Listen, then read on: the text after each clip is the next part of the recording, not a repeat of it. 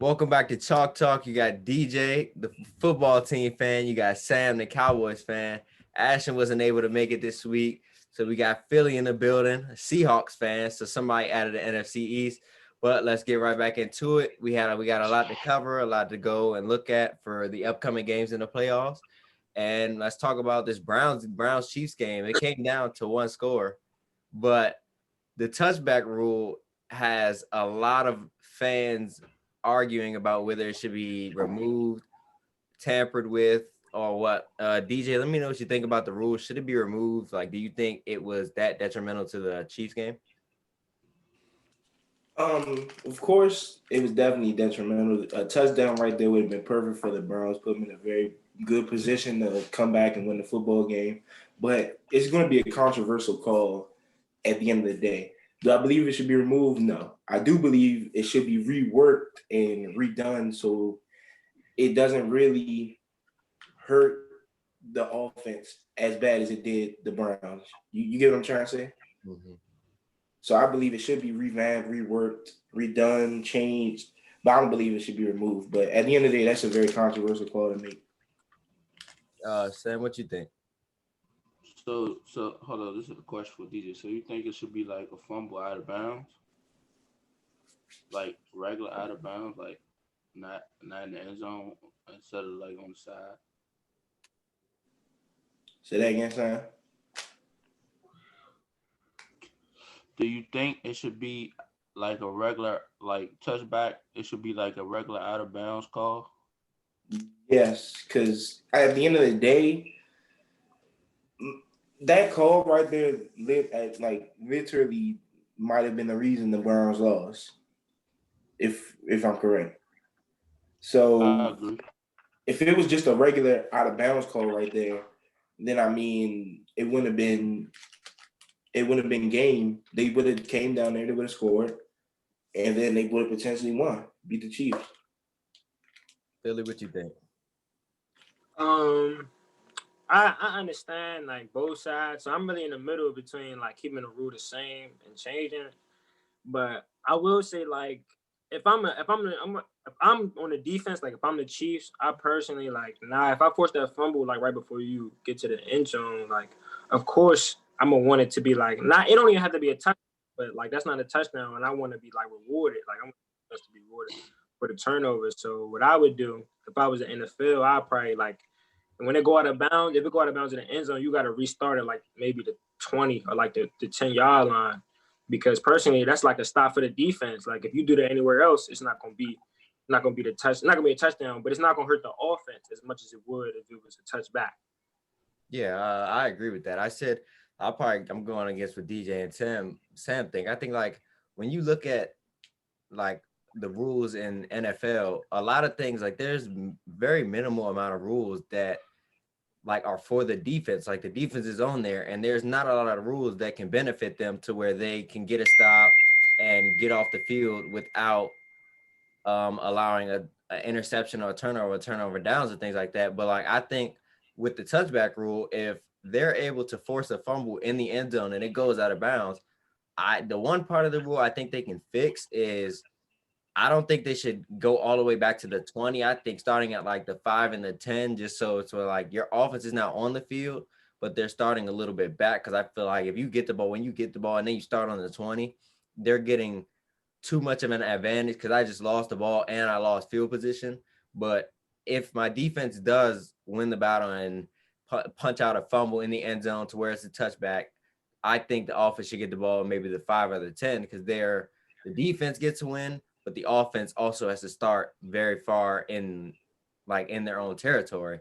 And I think, yeah, I'm a root for you to punt like to get a touchback, but it's still gonna hurt me. And I do think like I heard a lot of coaches do this. I know Joe Judge does this, and Stefanski was like he does it, but he was like they preach to their players like don't reach because that type of thing can happen. But I mean, reaching is a part of the NFL. Like there's a lot of plays. I remember it was an Antonio Brown play where they would have lost the game if he didn't reach for the touchdown. And I don't think coaches should Against the Ravens. yeah, I don't think coaches should like tell their players not to reach because football is a game of inches and things like that can determine whether you win or lose. So I think coaches should still encourage it, but I think the rule shouldn't go against the team that fumbles but so much. But I still do agree that there still should be a touchback rule because the defense does deserve something that can flip the switch onto the offense. What y'all think? I mean, I agree with that too. Like what you said, you basically like what I said, but just in your own different way because, like you said, it was another instance. It was the Falcons against the 49ers, and Julio Jones, he had to reach for a touchdown, like, and he barely got the touchdown from when he reached for it. So it's like reaching it's a football move. So if somebody reaching for it, like I understand if they lose the ball because they're reaching for a first down. Like it's the championship game, like or not the championship game, but it's a playoff game. So you need every little inch advantage you need. So if reaching would have got them that touchdown, nobody would be talking about what happened if he lost it, if he fumbled or nothing, because it would have been a touchdown. But he lost it, so of course people are going to chatter and talk about like reaching and why they for or against it. So I mean, both sides. I understand both sides, but I'm personally for the reaching. Yeah, I think a lot of people like I'm okay, but I think what has a lot of people mad is the fact that the refs just completely missed out and botched the helmet to helmet call. Like that was one of the worst targeting hits I've seen that wasn't called in my life. Like I know it's a bang bang play, but the refs got to call that one. But we gonna move on. We got the Bucks Packers in the NFC and the Bills Chiefs in the AFC, and Aaron Rodgers, Tom Brady, Mahomes versus Josh Allen. These are two great matchups. But which one do you think is just more interesting to watch? Who has more to gain, to lose? What you think, Sam? I don't know. I gotta think more of that. I'm gonna let DJ go. Go ahead, DJ. Not gonna lie, Chiefs Bills. That's a great game to watch. Two high power offenses in the NFL. Two young quarterbacks that are going to be very good in the NFL for years to come. Two good receivers going at it. I mean, not going at it, but of course playing to move on to championships. Stephon Diggs, Tyreek Hill. You got a high-powered offense with Patrick Mahomes, Travis Kelce, Tyreek Hill, going against Josh Allen, Stephon Diggs, Cole Beasley. But I feel as if this game, in my opinion, is going to be a high-scoring game because neither one of these teams really have the edge on defense.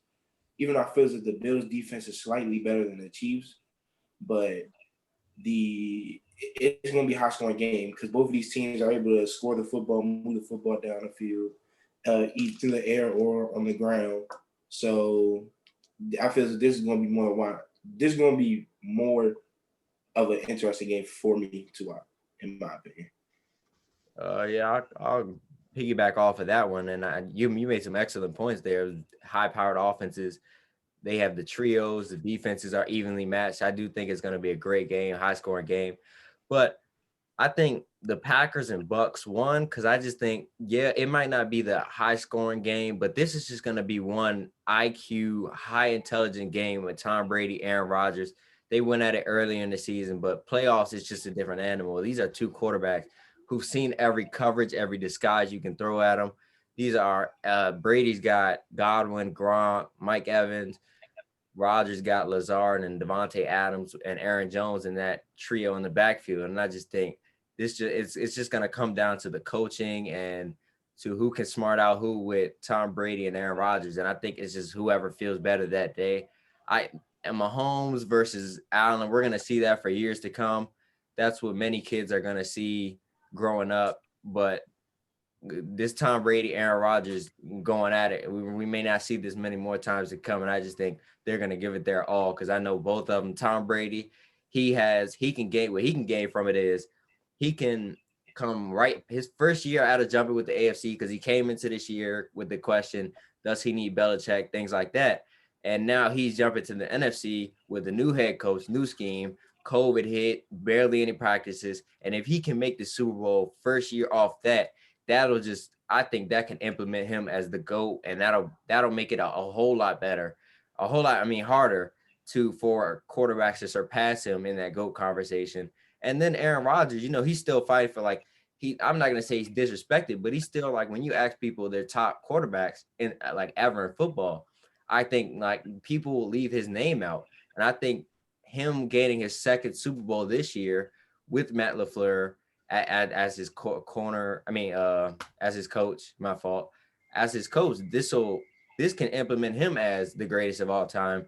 So you've got the Packers and the Bucks, which is who can implement themselves as the greatest of all time, and then you got the Bills, and then you got the Chiefs, and that's just two young quarterbacks who's going to implement themselves as the better quarterback right now. I mean, yeah, Mahomes is the better one, but Allen can take a big leap in year 3 if he's able to surpass Mahomes and get to the Super Bowl. What you think, Philly?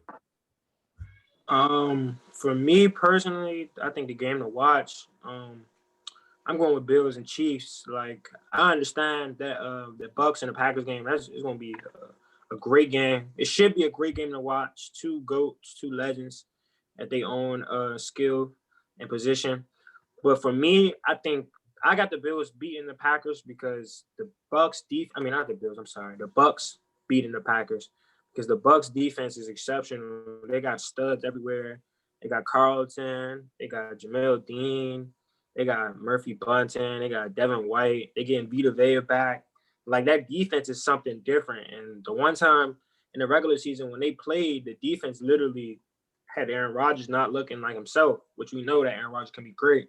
But he threw 2 picks that game. So I really think the Bucks defense and the Bucks defense is better now than they were in the regular season. Now that everybody's getting healthy, the chemistry is growing. Like it's getting crazy. And they got Winfield in the back playing safety. So I really think that game the Bucks are going to beat the Packers. I personally think that. But the Bills and the Chiefs, I picked that game because it's head to head. Like I don't know who's going to win and who's not going to win.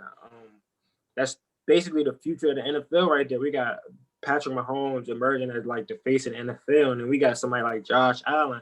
He's in his third year. And he's playing up on the same level as Aaron Rodgers. Like he was in the MVP consideration.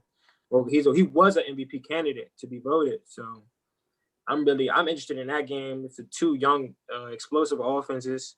I think the Bills have the defensive edge, but the Chiefs have playmakers, or they have like Frank Clark and they have Tyrann Mathieu. So I really don't know who's gonna win that, but I'm picking the Bills and the Chiefs. What you think, Sam? I say the Bills and Chiefs. Just because, basically just because we seen Aaron Rodgers, we seen Tom Brady, we know what they could do, but we really don't know what Josh Allen could do. Josh Allen and Patrick Mahomes, we're going to see two great future quarterbacks that's about to be the future of the league, and two great coaches, Andy Reid and Sean McDermott. Two great organizations, Bills fans, same Chiefs fans, but I think it's just more hype around this game because Stephon Diggs, because Josh Allen, them guys that never been here before. So I take that over the Bucks and Packers. Yeah, that makes some very good arguments, and I see what y'all are saying, and I think people are like the concussion protocol. Like people aren't taking it as serious as like a lot of people think. Like Brett Favre even told Mahomes, like, we know it's the AFC Championship game, but like you should sit out of it, because like that type of thing can hurt your career for years to come.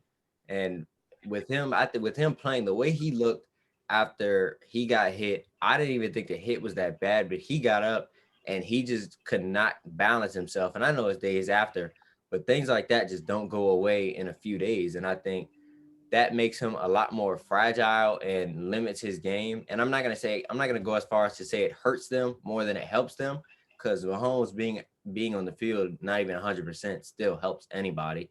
And I think his offense and how high powered it is like that helps him. But I also think like he's gonna be in a different mindset to where he's gonna be playing a lot more cautious, to where he doesn't want to get his head hurt and he doesn't want to get hit in the head again. Because if that does happen, he can get hurt even worse than he is right now and possibly hurt his career for years to come. He knows that, Andy Reid knows that, and everybody watching and playing knows that. But the reason I chose the Packers and the Bucks was because it's just like yeah, we might not see this. We might not see this matchup again. But you also got to look at it like Tom Brady came from the AFC back in the NFC. I saw a stat where he has more NFC playoff wins than quarterbacks like Russell Wilson, Eli Manning, and these guys whose entire career was in the NFC. And him conquering one more NFC team, that'll just be hella impressive. But every in the playoffs, you need like there everybody needs that edge, that one player who can just stand out, make a name for themselves in the playoffs. Who is your one X factor to send that can send their team to the Super Bowl? Who do you think could give their team the edge? What do you think, Philly? Um, for me, it's Stephon Diggs personally. I feel like his play will definitely determine whether Chiefs make it to the Super Bowl or not, because him and Josh Allen have been something to watch since week one. He's been consistently dropping 100-yard games. He might have the most. I think it's either him or Devontae 100-yard games, but he's consistently dominated week in and week out. So I feel like if he shows up against Kansas City and him and Josh Allen is clicking, like he'll become that wide receiver in the league. Like if he is able to do that, like, and coming off the trade, everything, the speculation of him being a bad team in Minnesota, it's adding fuel to the fire for his legacy. So my favorite just Stephon Diggs is because Yeah, I'll jump off of what you said. I said Josh Allen. Like, if you look at the play, like against Indianapolis, who has the like who ranked had the best defense in the NFL, and he went out there and dropped like 300 plus passing yards and 2+ touchdowns, and I was just like, this guy, like he's actually legit. Came out and like a lot of questions surrounding Lamar was that can he win playoff games? And I know he's 1-3 now, but like Josh Allen's now 2-0 in playoff games. And I'm not really going to bash him for that Ravens game because it was super windy. And I know that's very extremely hard to make passes in the wind like that because I saw he was overthrowing balls by like at least 10 yards. But I'll give him the benefit of the doubt because it was extremely windy. Justin Tucker was missing kicks. He missed 2 kicks. That's not something you see every day. And I also think that if he can come out here, and I think a part of his game that people don't really like key in on is his running game. Like his entire career, he's been a running threat. He has been able to extend plays with his legs. And if he's able to do that, that makes the defense come up and step up and play him a little bit tighter, which gives, like Philly said, Stephon Diggs an easier route to get to those 100-yard games. And then you got the Swiss Army knife at Cole Beasley. That dude is one of the best slot receivers I've seen in my time watching football.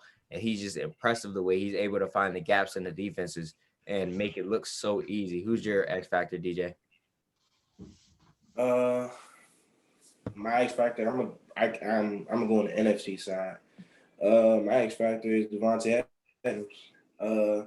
Last time they played the Bucks, Devontae Adams, I think that was probably his worst game against them. As we know, that was A-Rod's worst game through 2 picks, like Philly said. He only put up 10 points.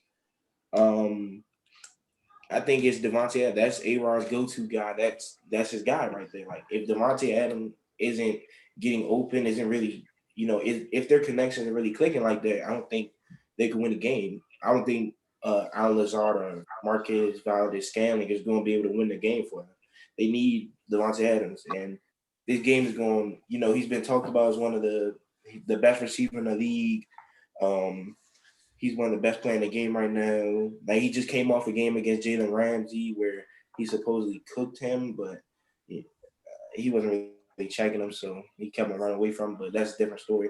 But he's one of the best in the league, so he's gonna have to go out here against the Bucks and prove that he's the best and can go to a championship.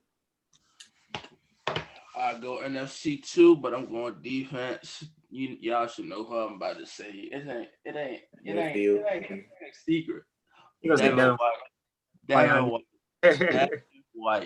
Devin White. Every time he has a good game, the Bucks seem to win. Against the Packers, the first game, he had 10 tackles and a sack, and they won convincingly. He had a good game against the Saints, sealed the deal, called it. He went out there and picked the ball off, sent Drew Brees into retirement. You could thank Devin White for that All-Pro for no for no reason. All pro for no reason. But yeah, he locked up Alvin Kamara. Kamara to have a decent game in the past game. He had a good run game, but yeah, I think Devin White, if he has a good game and that defense riles on and feeds off his energy like they did last game, they will beat Aaron Rodgers in the Packers with that good DB core. Yeah, you mentioned retirement, and Big Ben, it's a whole lot of question marks. He's still under contract through 2021, so it's a lot of question marks whether he'll come back. But this really can be the year that we've seen like the end of a lot of legacies. Big Ben just might retire. Phillip Rivers already retired. Drew Brees and Eli Manning. But out of the three from that '04 class with Big Ben, Eli, and Phillip Rivers, who do you think came out with the best career out of the three? Who do you think, like, when it's all said and done for Ben, if he does end up retiring, who's the best out of the three? Philly, who you think? For me, the best out of those three between Phillip and for real, to be honest, I feel like Phillip Rivers and Eli Manning are really the two that people should really be comparing when it comes to out of that class. But I'm gonna have to pick Eli Manning just based off the type of stuff Eli Manning was able to do while he was playing with the Giants. Like he knocked off the Patriots and one of probably the best performances I was able to see as like a young football watcher, not knowing too much about the game, but just seeing him have a great game against the Patriots. It really like that was the start of like a lot of the he contributed to Brady legacy. I feel like that loss really made Brady and Belichick lock down, and for the next couple of years they was making bowl appearances. But yeah, I'm gonna go with Eli Manning just based off. I like quality over quantity. Like Phillip Rivers, he has the Pro Bowls, he has the yards, but he was quite frankly, he never was really like a winner. Like he never went to the bowl. He went to the championship game and lost almost every time. So I'm gonna have to go Eli Manning. Yeah, I know I'm a Giants fan, and this might sound like bias, but it's not bias at all. I said Eli Manning is the best out of the bunch. This guy had 2 Super Bowl MVPs. He still holds the record for most passing yards in a playoff span, which is like over 1,000 plus, which is hard to do because it's only like 4 games in a playoff run. He has like 37 game-winning drives. The dude 7th in the NFL in passing yards. He comes 6th in the NFL in total starts, and for consecutive starts, he's 2nd in the NFL history. For real, should be one, but Ben McAdoo subbed in what's that? Geno Smith, and that totally messed it all up. I don't know why he did that. He's 6th in NFL history for passes completed, 8th in NFL history for touchdown passes. Like, this is a guy who racked up accolade after accolade, and availability is the best ability to have. This guy just didn't miss a game. Like, I've been a Giants fan my whole entire life, and I've watched countless times where this guy was looking out of his ear hole in his helmet, where he was bleeding out of the top of his head, and the guy went out there the next play and played his heart out. It would be some games where I'd be like, it's over, and he would just deliver and deliver. Like, going, like you said, the 2 Super Bowls against the Patriots, like the first one, Eli Manning, like I was against all odds. Like that undefeated Patriots team against a wild card Giants team, just nobody had them winning that game. Tom Brady even went out to say they're only going to hold us to 17 points, and they did just that and held them to even lower points. Eli Manning, like the helmet catch was tackled like by like eight, like at least eight, like at least 4 or 5 dudes in the pocket, somehow managed to get out and release the ball. And even in the next Super Bowl, he had that like that pass to Mario Manningham. Like, I don't even think you can a lot of QBs that could fit a pass like that. That was between 2 people, perfect pass. I just think you got to give it to Eli. He's done everything you can ask and more for a quarterback. What you think, DJ? No, it's gonna hurt my soul to say this, but I've never not liked Eli. I've never had no beef with him. You know, I've always thought he's a good quarterback. But you gotta go with Eli. He's like Philly said, quality over quantity. He has the rings. He has the numbers, the statistics. Like you said, he took down that 16-0 Patriots team. That team was expected to go 16-0, win the Super Bowl, and Eli beat him. If it wasn't for Eli Manning, Tom Brady would have 8 rings right now. So, I mean, people call him the Patriot killer, the Tom Brady stopper. But I mean, he's proved it. He's gone 2-0 against him in the championship. So, and it's just like with Eli, he just, even in the decline of his career, you could still tell that he was going to fight no matter what, and which I can respect that. No matter what he was going through, he was still fighting at the end of his career. Even though he knew he didn't have an arm to make some plays, he would still push through it. He would fight through injuries, and then it's kind of sad to see him retire. But everybody has to retire at one point in life. You gotta move on from football because you can't do that for all your life. And yeah, I'm just go with Eli. Phillip Rivers, I don't know. I just can't go with him. He's not a winner. It's just plain and simple. He gets to the playoffs and doesn't win sometimes, which I mean, not bad, but it's not good. And the last quarterback was Ben Roethlisberger, correct? I mean, he won a Super Bowl. He took it from my boy Larry Fitzgerald, who should have 1 ring. But I mean, what has Big Ben done besides won that Super Bowl? After that, they didn't really do too much. But that's really it. I would go Eli, though. He's the most successful or best quarterback out of that class. I don't know. Cause y'all sleeping on Drew Brees, one of the best that ever do it. I go Drew Brees. I don't think Drew Brees came out of that class. He was a couple years after. After Eli? Yeah, it was Eli, Aaron, Phillip Rivers and Big Ben out of that class. Phillip was the first to go, then Eli, and then Big Ben fell all the way to like 10. Oh, well then out of those 3 I pick Eli. He's the most successful out of those 3. It is. Y'all said everything. He was the most successful. He was available. He never quit. And yeah, that's what you need in the football player. Mentality. Yeah, great mentality. We're heading in the free agency and things are starting to heat up for different teams. It's speculated that Washington's going to make a big splash for a quarterback in this year's free agency. And free agency is what can make or break a team, what can change them from a 4-12 team to, as you've seen for the 49ers, to a Super Bowl contending team like they did last year. And it's really an important and an underrated part of building a team, because a lot of people overlook it. Yeah, you might not have the money and things like that, future contracts, but it's really a huge part. Philly, I'm gonna let you start out with this one because you're a Seahawks fan. You're not a NFC East fan, but if there's one player that's heading into free agency that you like, who do you think your team really should sign to give y'all that edge to be a Super Bowl contending team next year? Personally, I feel like we got a good offense. Like we got good skill players. We got Chris Carson, DK Tyler. And defensively, I feel like our DB core is very slept on. It's young, but it's progressing. So I'm not gonna go there. But to be honest, we need to either go after Trent Williams. He's just coming off a contract out of San Fran.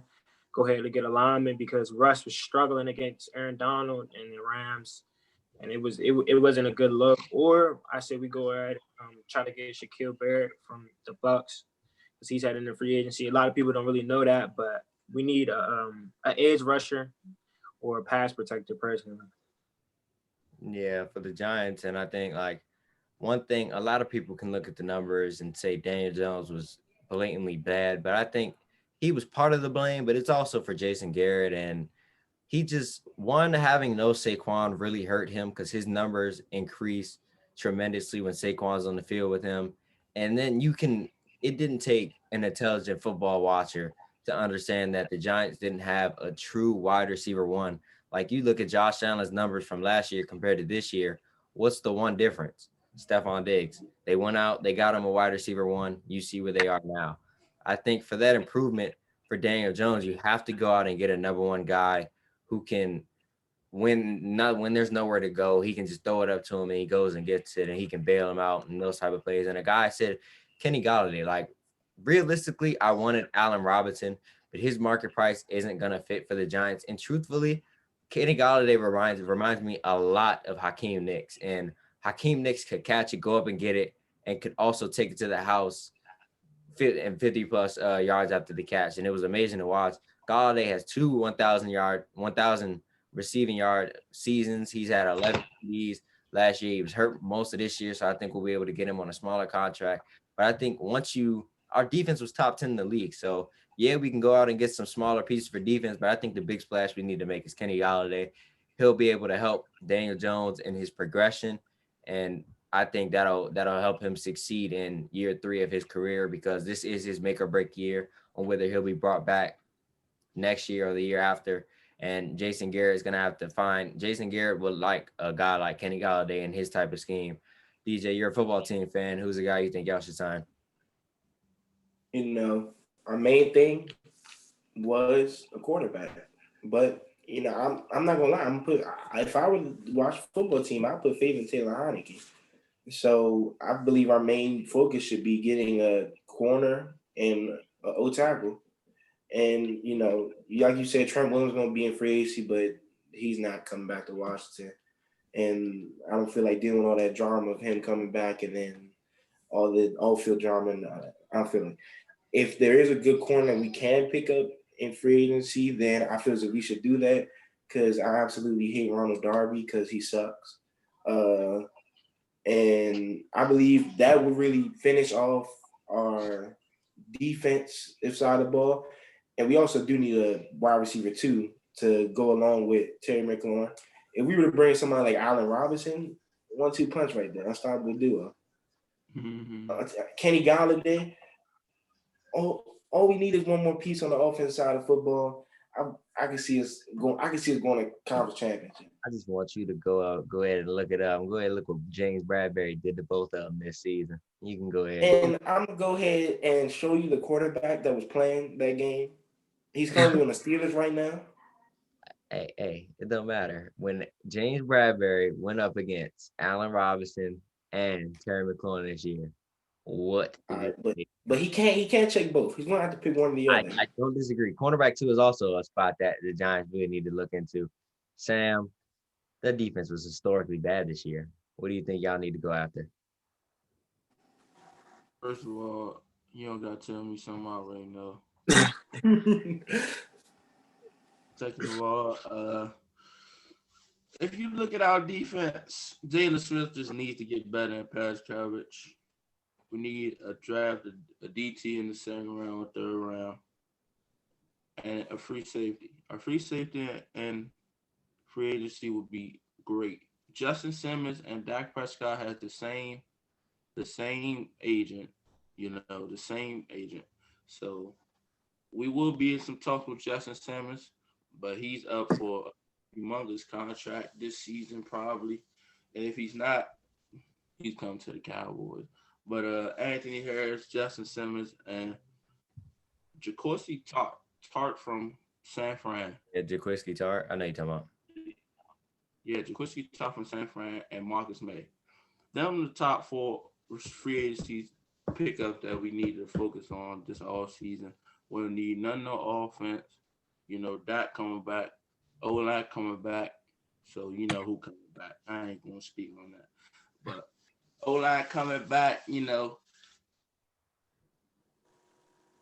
see a whole lot of that next season. Yeah. No. And that's all we need is a free safety. Well, speaking of free agents, watching Cam Newton, he's with the Patriots, but this was just like a get back year for him to get back in the NFL, get back in the field of things. Ron Rivera was his head coach going to the Super Bowls when he was at his best. Washington, it's been many reports of him coming to Washington. I think it did starting to take a step back because of Heineke and how he played in that last game against the Bucs, but they want to see what they got in him. But we've seen Cam Newton, and New England just didn't seem like a fit for him. If he was brought into Washington, that give them the quarterback who's been to the Super Bowl, who's been down that line of things, would he make them a serious playoff team or even a Super Bowl contender that would make them a team to watch out from the beginning? What do you think, Philly? Um, I personally think the acquisition of getting Cam Newton depends on how their free agency goes, because I don't see Cam thriving with just one receiver one personally. Because and Patriots, you can just tell. Not saying the Patriots wide receiver core is anywhere better than the Washington football team, because it's not. Personally, Washington is a better team, a better team. So the seeing what was going on, the passing attack in New England, it was bad. And I think if he has Terry, his numbers will go up, but not to where they need to be on the championship level, Super Bowl level. So I personally think if they could get Allen Robinson or Kenny Galladay, and the acquisition of Cam would be nice. Not saying that they're gonna do that, but I think it depends on how that free agency goes for the acquisition of Cam. So if they stick with their team right now, I think the acquisition of Cam is going to be bad. Just like Ron Rivera and Cam, and then they're not on the same. Like it's not new. It's not Carolina again. It's not going to work the same. You can just tell Cam's arm isn't. It's not as explosive as it used to be, or the shoulder injury. So I don't think it's going to work. But if they were able to get a wide receiver too, I think getting Cam will actually work. What's his name, DJ? You're a football team fan. How would you like that? No, I don't. I don't want. This is not. I don't want to rebuild the Panthers. Like bringing Cam Newton back around. I understand as old head coach, but no, like this is not. It's not that. Like I literally just think we just found our quarterback for next season. He just went up against Tom Brady and played his ass off. What more do you have to prove? He literally just went against probably the best quarterback that ever played football. Played his ass off. I mean,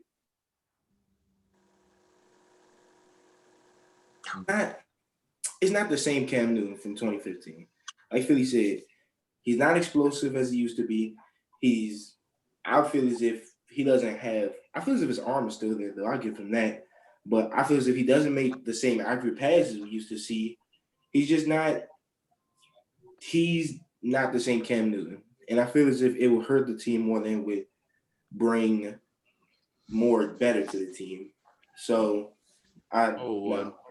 I feel as if our free agency should be looked at in other positions that we need to be filled in our seat. And that's it. Okay. I think it will help them with his veteran leadership, with his big 6'5", the CEO of the line, you know, with good receivers, he could thrive in that offense. They get some tackles. He has a run game. He has everything he needs. Then he could thrive in that offense. But if they don't pick up the pieces that they need to pick up, like Philly said, I don't think it would be a good fit for him.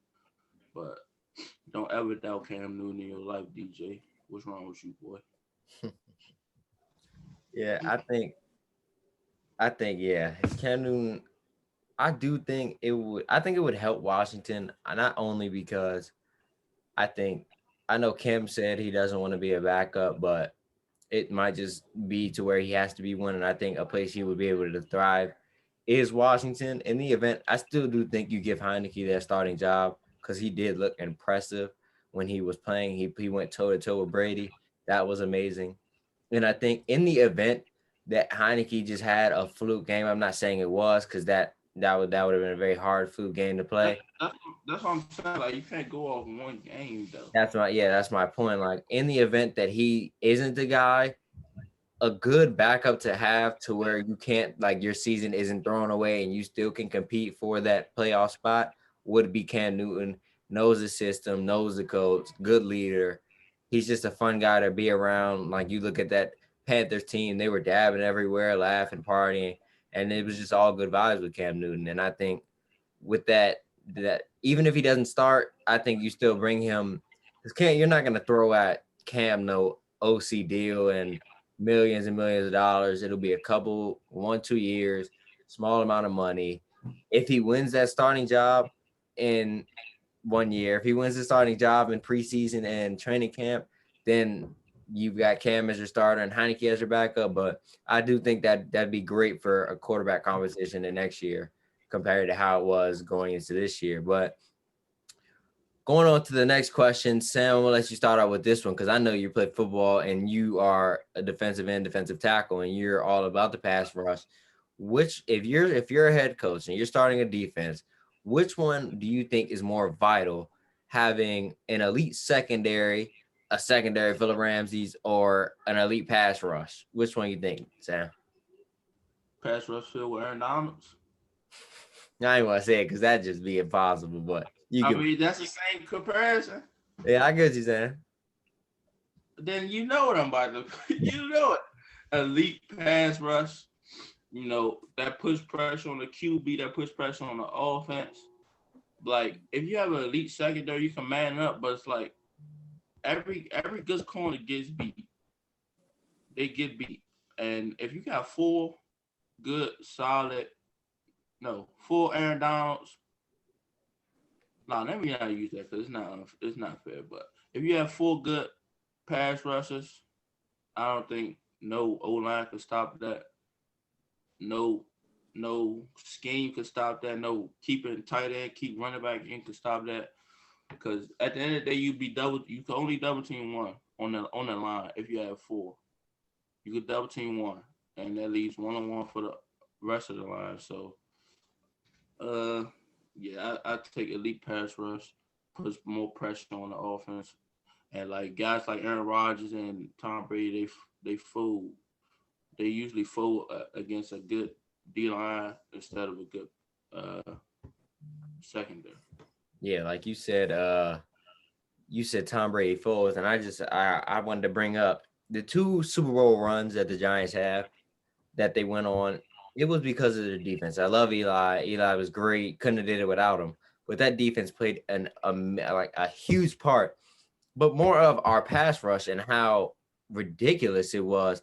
We had our cornerbacks and our safeties were guys like Kenny Phillips, Antrell Roll, Aaron Ross, and Corey Webster. And I take nothing away from those guys, but they aren't lethal when it comes to a secondary.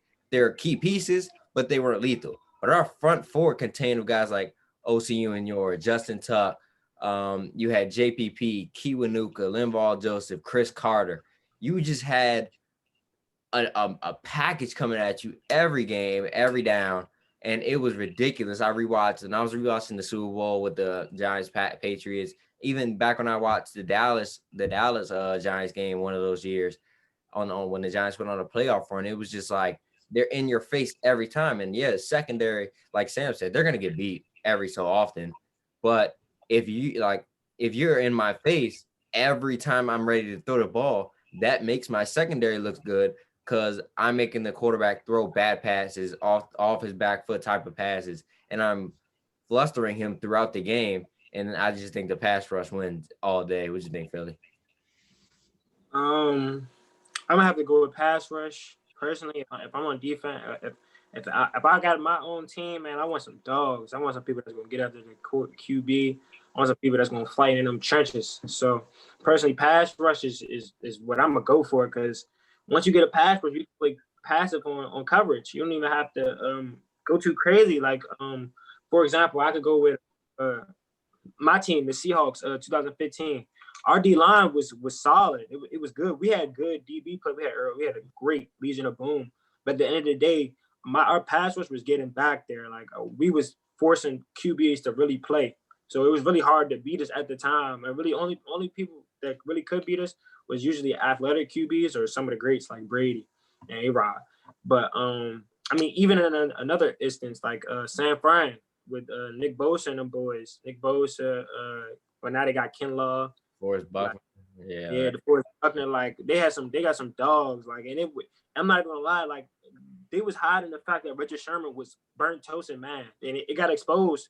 It got exposed in the Super Bowl when he went against Sammy Watkins. But they was just you're hiding the fact of average DB play by elite pass rush. So I'm gonna have to go pass rush. What do you think, DJ? Great point. I'm going with pass rush. You get pressure on the quarterback. You make them have to make bad decisions, and forever, like Philly said, it makes your secondary look better. If you're getting your D line is able to get back to the quarterback and make his decisions fast, or not really be able to read the field, go through his progressions, he's going to throw a bad pass, which could potentially lead to a turnover. So, of course, if you have guys like Aaron Donald, Nick Bosa, Chase Young, who's another good D tackle? Kinlaw, Fletcher Cox. Bro. What'd you say? Why you have to say Chase Young, bro? I was thinking that in my head. Is he not a good DN? Yeah, I mean, that. I'm with I you, mean, DJ. your boy. I was gonna say your boy next, Keith. What's bro name? I think his name is Leonard Williams. Leonard Williams. He's a good DN, like D tackle. Lawrence on the You know? Cowboys, he's elite too. He just I don't know. This year it wasn't that good, but Lawrence on the Cowboys, he's nice. DeMarcus, But like, if you put people on that front four, the QB's not gonna really have enough time to sit in a pocket, make decisions, and really they might have to start not stacking the box, but for on the offensive side of the line, if you're sending four, you can only double team one person. You might gotta bring a tight end and a running back in there to help. Yeah, I get what you're saying. Yeah. So I mean, it's just the fact that pressure, time to pocket, like people like Brady are used to not really. Brady's used to sitting back there sitting back there, going through his reads, going through his progressions, and making the throw downfield. And I mean, if you put pressure on Brady, he can't run. He's going to have to sit there and take the hit. So that's my opinion. Well, now it's time. It's 2 more football games left or it's 3, but to get there, we got to get through this week. Who y'all got? I'm gonna start out with Packers Bills. I mean, not Packers Bills, Chiefs Bills. Who y'all got winning that game? I go down. I've been a Bills fan for this whole playoff run. That's my team, so I'm going down with the Bills for this run. Y'all hear me? Yeah. Yeah. I was saying we skipped the Aaron Rodgers question, didn't we? Oh yeah, we did. It's all right. Forget it. But yeah, we're good. Who you got, Sam?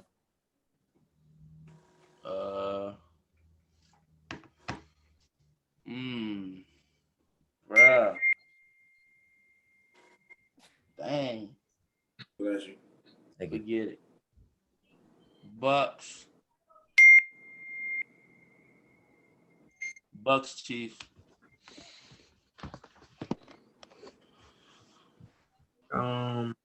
Me, I'm gonna have to go with. I'm gonna go with Bills. I'm gonna go with Bills. Bills and the Bucks. I personally think that defense against A-Rod is just it's gonna force him to really play hard. It's gonna force his wide receivers to step up. And I personally don't think that wide receiver core is ready for that Bucks defense. Devontae Adams can't. Tanya and Aaron Jones, but it's like can't really do too much. You got Alan Lazard dropping easy touchdown passes. You got Scantly dropping the ball, just not executing on plays that they need. So I think the Bucks gonna get that one. And Bills, I just feel like I don't know. I feel like that connection with Josh Allen and Stephon Diggs is something to watch. Like as go down as some of the greats because they only spent the season with them and they're already breaking records that breaking franchise records. Let me say that. I just think get better, and I think they're gonna be on one because I don't think nobody on Chief DB core can check Stephon Diggs. Well, I got the Packers too. Bills, Packers. Who you got, DJ? But I got Packers Chiefs. I don't see anybody being able to stop Patrick Mahomes. Like he's just that good. No. Hurt. Bruh. Literally, he's hurt. Like the guy couldn't walk. He's playing. He's playing this weekend. You're right. I'm with you, DJ. On it's hard to beat Pat Mahomes, but at the end of the day, I think the Bills might be the only team with the firepower that can outscore them. So the Bills is the only team that could really do it. I understand Stephon Diggs and Josh Allen got this connection, but I don't think that's going to be enough to win a football game to beat the Chiefs. Neither one of them are going to hold each other. I believe they have defense to stop each other. One is going to have to outscore the other. You got to stop Travis Kelce and Tyreek Hill. Like, I don't think the Bills are gonna do that. They do. My thing is that Tyreek Hill, he's I'm not gonna say a one-dimensional player, but once you stop the DB, not the DB. Once you stop the speed, like a DB that can keep up with him, speed wise, or just press him off the line, it ain't really that much he can do if you think about it. Because the route running, it's okay. I'm not gonna say it's bad, but he wins matchups based off his speed, pure athleticism. So after that, we got a Travis Kelce.